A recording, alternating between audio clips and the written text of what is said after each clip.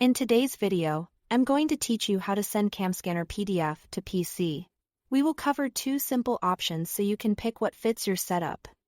Uploading the PDF to Google Drive and downloading it on your computer, or sending it directly to your PC over Wi-Fi with no login required. First, the Google Drive method on your phone. At the bottom, tap Share. Then choose Share as PDF so you are sending the final document from the share targets. Select Google Drive. When Drive opens, choose where you want the file to live by picking the account and the folder location. Then tap Upload. Give it a moment to finish. A quick progress indicator will confirm the upload. Now move to your PC, open a web browser and go to Google Drive. Navigate to the folder where you uploaded the file. Click to select that PDF. Click the three dots menu and choose Download. Your browser will save the file to your default Downloads folder. And you are done. If you don't see it appear in Drive right away, refresh the page. Larger files may take a moment to sync.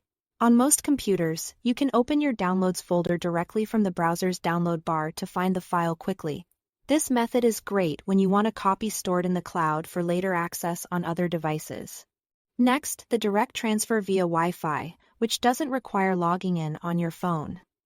Open CamScanner and tap the same PDF. Tap Share, select Share as PDF, then choose Send to PC. The app will show a website address. On your computer, open an internet browser and type that exact address into the address bar. A QR code will appear on your monitor. Back on your phone in CamScanner, tap Scan QR code and point your camera at the code on the PC screen. Approve any camera permission if prompted. As soon as it scans, the file transfers automatically to your computer. This is the fastest route for a one-payoff send. And it's handy when you don't want to upload anything to the cloud.